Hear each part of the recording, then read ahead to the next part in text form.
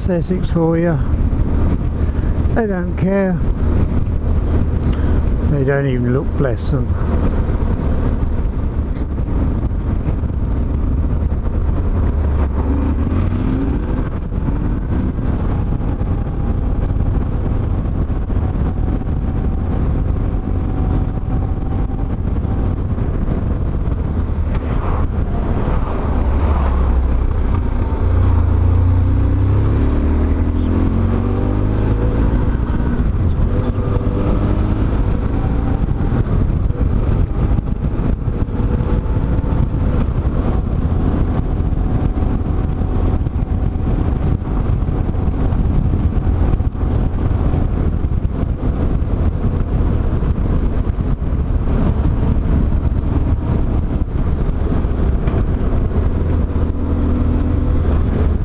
Why?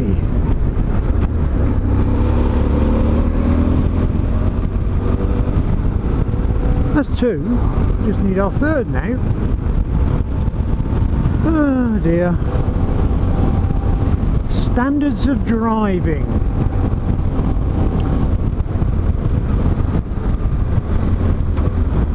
Well, morning boys and girls, friends, enemies. How the devil are you? A bit cooler today. In fact, I would say it's downright chilly in comparison. Still 25 degrees, but that 4 or 5 degree drop, boy, you feel it, don't you? Drivers, I know we all mumble and complain about them,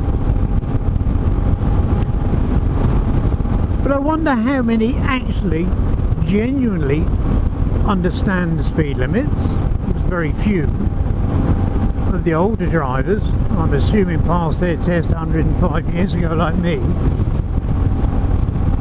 just don't know what the speed limit is because they don't pay attention. And then people just pulling out on you. It seems almost an epidemic just lately.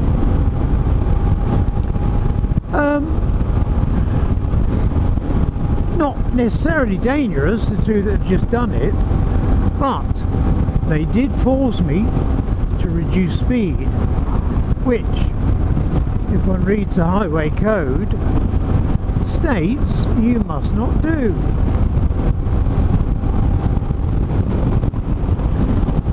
You should not interfere with oncoming traffic unnecessarily. Oh boy. Now Viper 6, he does one from his car, a video.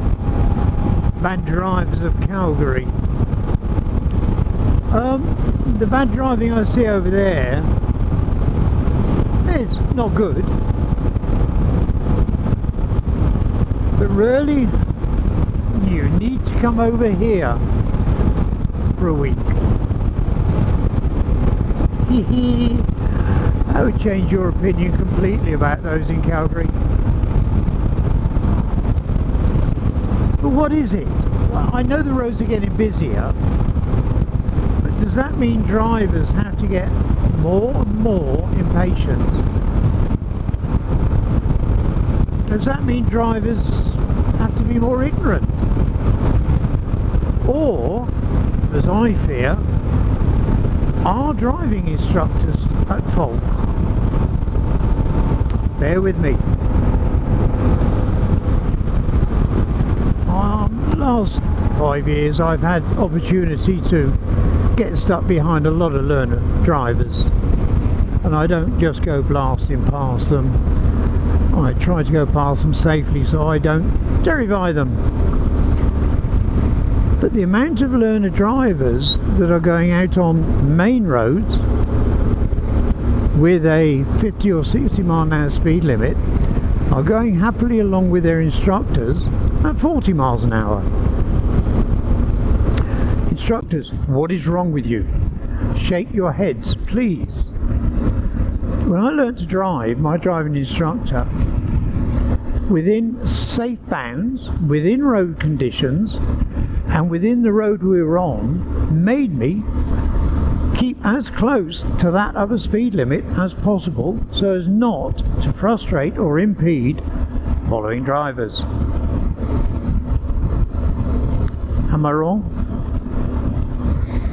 Seems to me that I've seen a lot of driving instructors allowing the drivers to drive in their own little world. And it seems to be an epidemic amongst driving instructors that is possibly the cause of the problem. They used to be very strict, when I passed my test it was very sergeant majorly and you will do as you're expected to do. Now it seems they've only got to get there in a car. The driving examiner looks around and says, oh, no scratches, I'll pass you. That's just how it seems. But it's the instructors that are at fault. Far too many allow their students to poddle along on the more main roads around here at their own rate without any regard to the 7 cars behind them. And I've seen driving instructors talking to their students as they've actually pulled out in front of me. Now I have 2 very good spotlights. I have a headlight. The bike is bright yellow. I'm wearing a white jacket. Yet I seem to be invisible. Now we all know invisibility is a problem for bikers. But invisibility is to the driving instructor with his own rear view mirror instructing a student. I really don't know.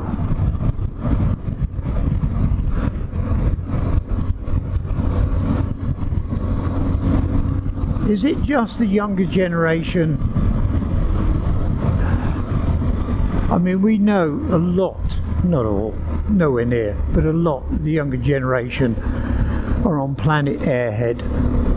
And if they're not connected to iPhones or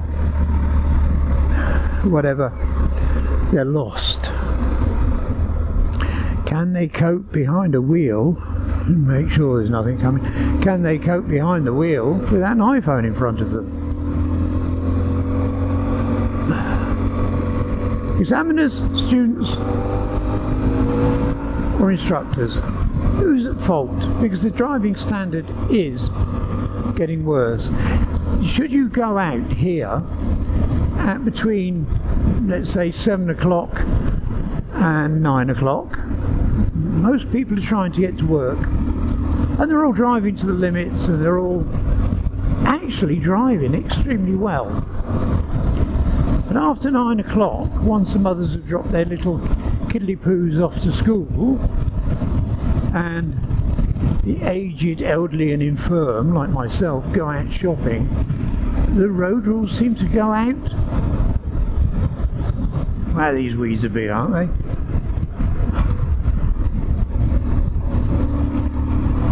And then come about 5 o'clock to about 7 o'clock, driving resumes back to normal. Good drivers busily getting home and paying attention. It's that middle part of the day when pensioners and learners and mothers without their children are going out.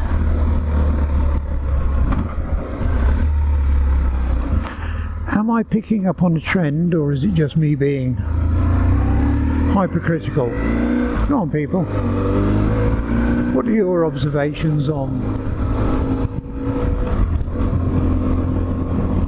other drivers around at the moment, as opposed to, I'm hoping you're slightly older, as opposed to, let's say, 25, 30 years ago? And no, I don't believe it's down to volume of traffic. This road is not excessively busy, but you will come up against 3 or 4 cars behind a 40-mile-an-hour driver. Yeah, it's 40 at the moment, given, but that ends in a minute, goes to the 60 limit. And you can barely go from here to Tiptree, 3 or 4 miles of nice road, without ending up behind a 40-mile-an-hour driver.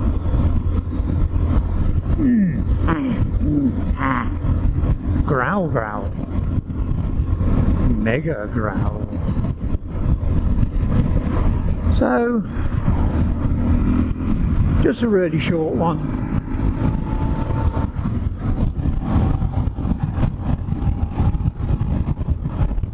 If I meet any more of the morons today, I'll put one in, but those two were both within 10 minutes of me starting my ride.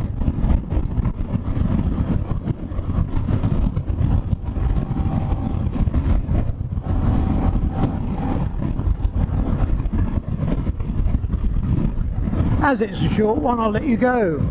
You know what to do. Smile at the miserable twats. Enjoy life, have fun.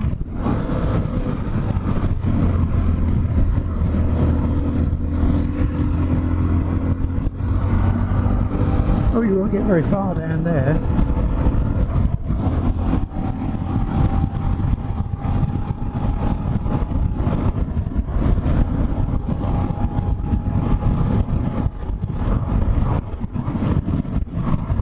He's got a trailer on. I believe on a road like this the speed limit for a trailer is 50. I'm not sure actually. I'll check that up. But he's doing alright, no problem. Not sure I won't be worried about that trailer coming loose though. I wonder how well hooked on it is. Can I avoid it? I was letting you go, wasn't I? Stay happy. Bye.